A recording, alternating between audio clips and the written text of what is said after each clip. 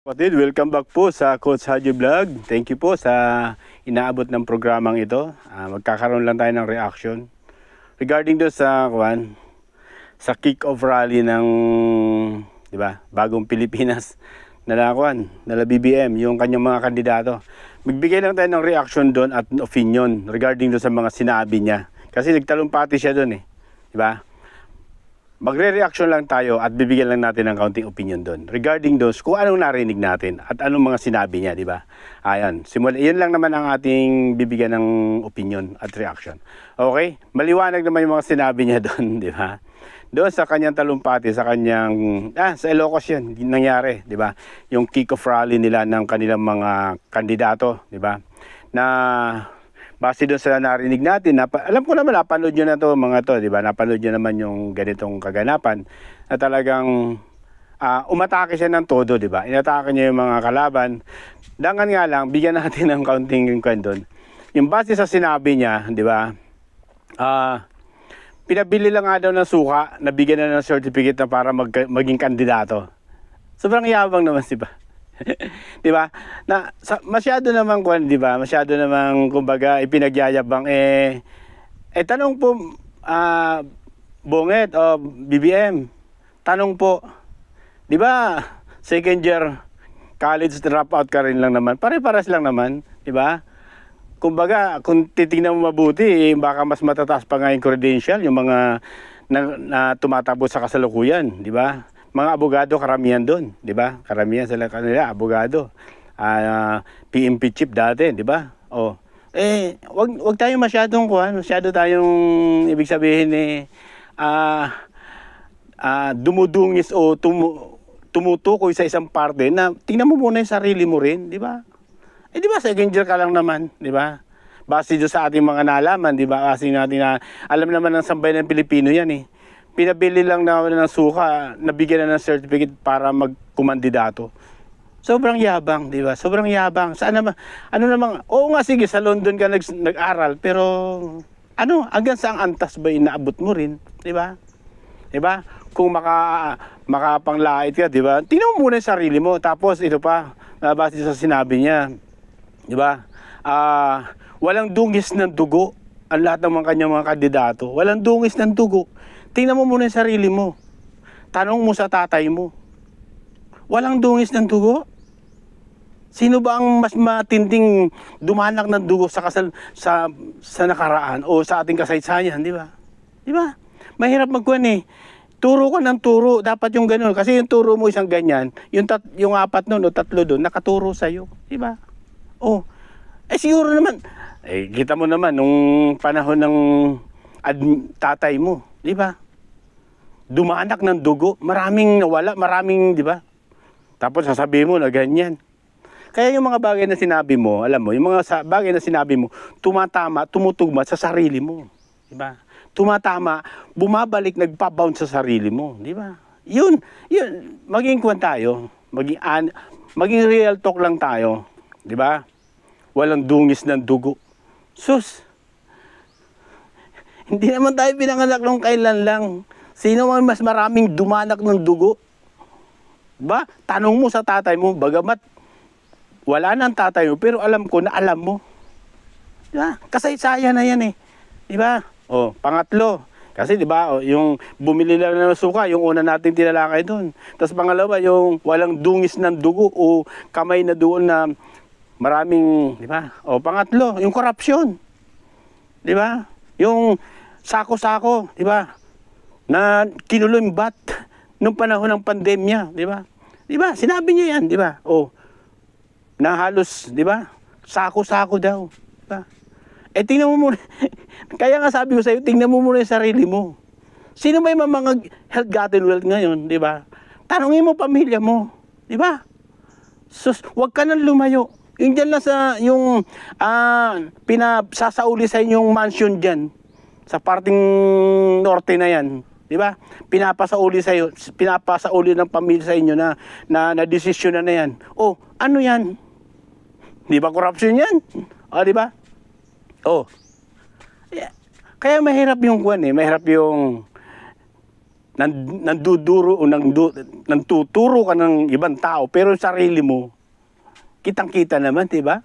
Oh. Corruption. Panahon ng tatay mo, di ba? Ang daming, di ba? Mahirap magkuhan eh, di ba? Kasi alam naman ng mga sambayan ng Pilipino kung anong history meron kayo tungkol sa korupsyon. Tapos igaganon mo. Hindi na, gising ang tao, gising ang sambayan ng Pilipino. Sa sinasabi mo, gising. Alam nila ang kasaysayan. Alam nila kung sino yung totoong mga mandarambong at kung sino yung mga totoong mga magnanakaw. Alam ng sambayan ng Pilipino yan. Bakit? Dami. Hanggang sa abroad, di ba? Hinahabol kayo ng, di ba? PCGG dati, di ba? Lahat yan. Alahas ng nanay mo, di ba? Oh. Kuwan naman yan. Lantad na masasambay ng Pilipino yan. Oh. Libong sapatos ng nanay mo, di ba? Oh, magtuturo ka, di ba? Yan ang mahirap eh, di ba? Magtuturo ka, tingnan mo muna yung pamilya mo, tingnan mo yung sarili mo, tingnan mo yung mga ginagawa nyo, di ba? Oh, walang bahid ng korupsyon. 5,500 flood control, 1 billion a day. Hindi korupsyon.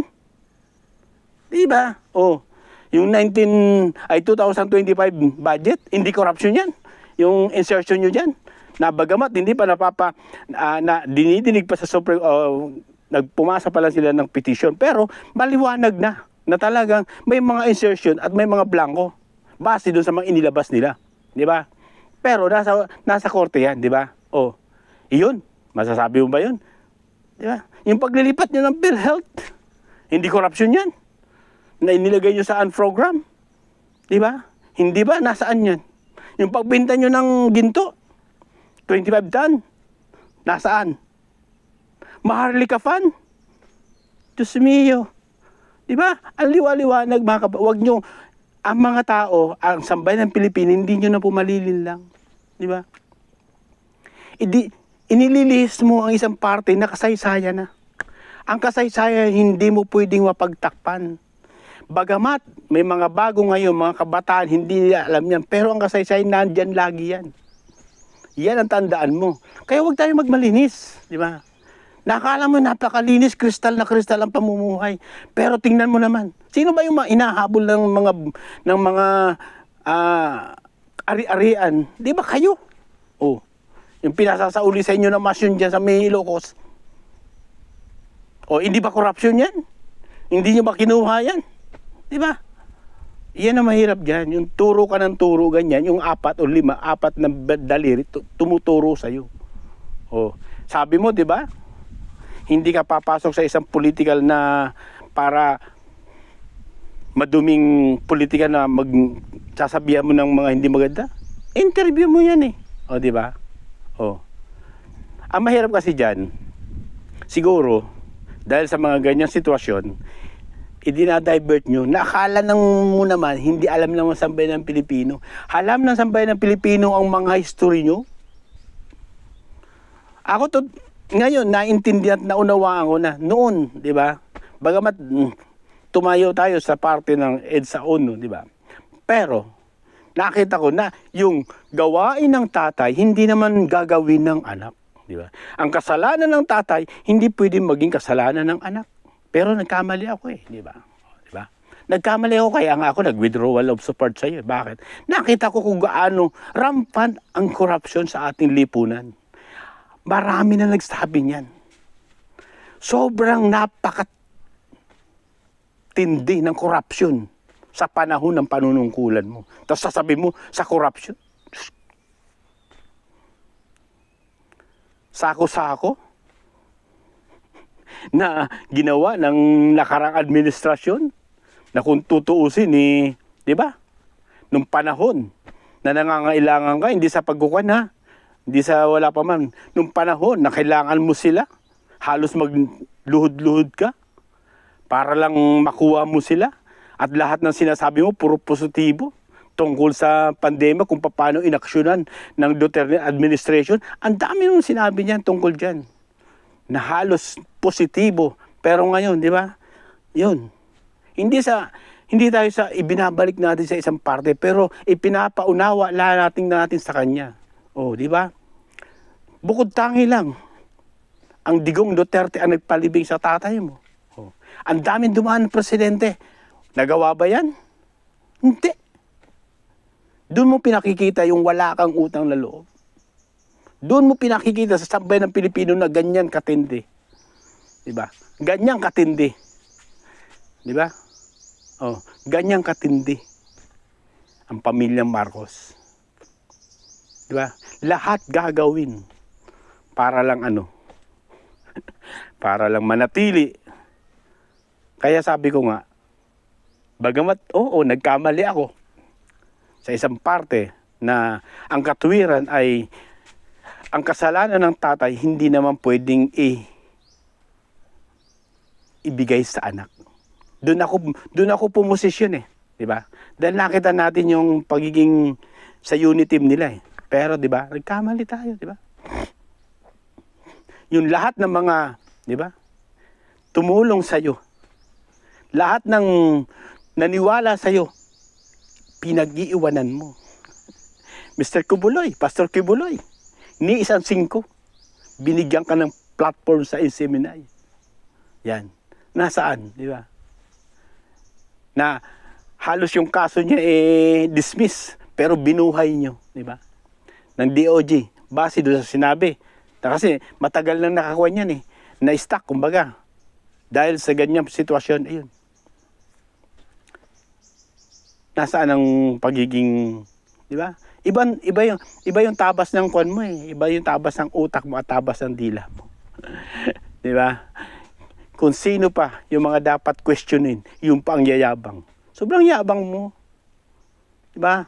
Ang yabang mo naman. Pagdating sa edukasyon hindi naman ako, mababa rin lang naman. Pero yung manlahit ka na, pinabili lang ng suka, nabigyan na ng certificate para magkandidato, tanungin mo muna yung sarili mo. Di ba? Sabi nga lang, second year ka lang naman Pero nilalahit ka ba? Hindi Pero yung ganyang panlalahit mo, akala mo may degree holder, may master degree, may doctorate, wag. Ang sabihan mo, yung sinasabi mo, sabihan mo sa sarili mo. Alam mo, ito ang payo ko sa iyo. Magsalamin ka, makikita mo, yung tanong na tinanong mo, yung ibinigkas mo doon sa rally, manalamin ka, makikita mo yung tama. Makikita mo yung tamang sagot pag nanalamin ka. Manalamin ka. Manalamin ka sa sarili mo. Makikita mo yung tamang sagot doon sa mga sinasabi mo. Walang bahid ng dugo.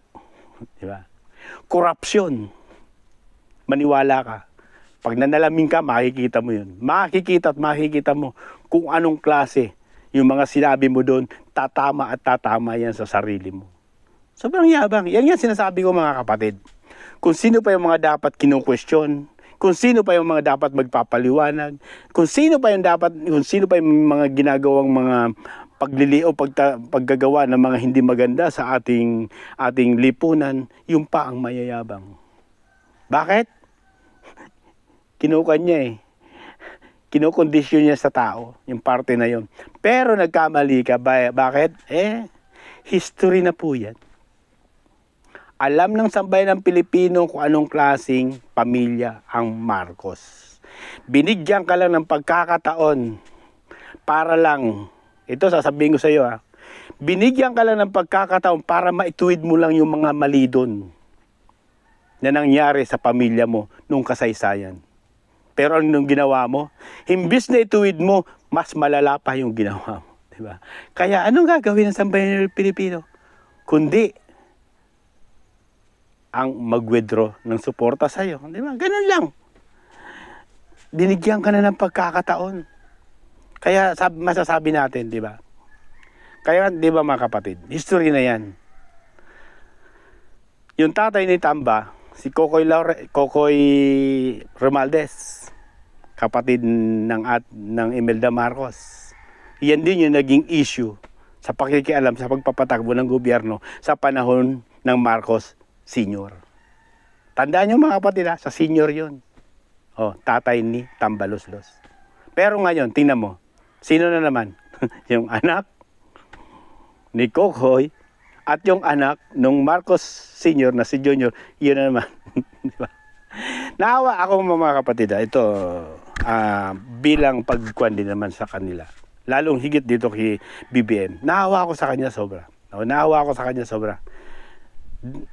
Sa kanyang pinagdadaanan ngayon. Bakit? Yung may gawa yung pinsan niya, pero siya ang nagdadala. Siya yung nakakuha sa balikat niya, yung mga ginawa ng pinsan niya. Kaya minsan, kung sa tinatawag nating may kuwan, talagang nandun naman. Kung tawagin natin, may bait naman talaga. Pero, dangan nga lang, hindi niya kayang supilin si Tambaloslos at yung kanyang asawa. Bakit? Hindi niya kaya eh. Diba? Hindi niya kaya. Kumbaga, kung ano lang ang isubo sa kanya, kung ano lang ipasok sa kanya, iyon din ang ginagawa niya. Tapos babanatan ng, wag kami. Walang corruption, wag kami. Walang bayad ng dugo, wag kami. Tapos ko, pinabili lang ng suka, may certificate ng kandidato na, wag kami. Tanungin mo sarili mo. Tanungin mo sarili mo. Malalaman mo ang tamang sagot. Nasa sayo ang lahat ng sagot. Maging maayos lang sa iyo mga. Kaya sabi ko sa iyo, magsalamin ka. Manalamin ka. Bago mo sabihin sa kapwa. Tingnan mo muna yung sarili mo. Bago ko mo sabihin ang salitang mga ganyan. Dahil lahat ng bagay na ibinibigkas mo, pumapasok sa iyo. Okay, salamat mga kapatid. Basta ako lagi ko sinasabi. Hindi ako nagsisi kung bakit nag-withdraw ko ng support sa kanya. Bagamat yan po yung binoto ko. Pero hindi ako nagsisisi sa ngayon. Bakit? Hindi, walang kwan eh. 3 taon na. Anong big project? Sige, magsabi ka. Anong performance mayroon ka? 3 taon na. Ang panunungkulan mo. Nasaan yung mga big project mo? Maglabas ka ng mga patunay na ito yung mga ginawa ko. Maglabas ka. Pero meron ako sasabihin sa iyo na marami ka, itong mga nagawa mo. 5,500 blood control. Wale. Di ba? Maharlika fan. Wale. Di ba? Oh, PhilHealth. Wale. Oh, yan yung mga performance mo. Duran-duran. Yan, mayroon. Di ba?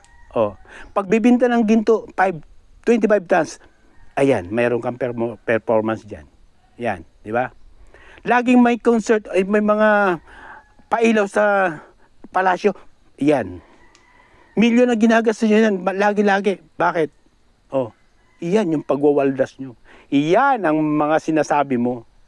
Iyan yung mga dapat ipagmalaki mo. Ipagmalaki mo yan. Kasi yan naman talaga nagawa mo. Magpakita ka ng big project mo. 3 taon, nasaan? Maglabas ka. Wala. Kaya makikita natin yung administrasyon na to, kung anong klaseng administrasyon na to. Sagana kayo sa akap, sagana kayo sa pagbumudmud. Yung butbaying niligal na ng Comelec, bakit? Di ko alam kung bakit. Di ba? Yung mga akap at saka AX na yan, pamimigay sa panahon ng eleksyon. Dahil gagamitin nyo yun. Pero pag tinanong kung anong big project nyo, wala kayong big project sa loob ng 3 taon. Magpakita kayo ng pruweba para sumaludo kami sa inyo. Okay, salamat. God bless you. Ingat po tayong lagi-lagi. At nawa, maunawa at makita natin. Yung mga ganitong klaseng mga patutsada, matatawa ka, na maiinis ka, dahil nasa kanya yung mga bagay na binigkas niya. Salamat at God bless.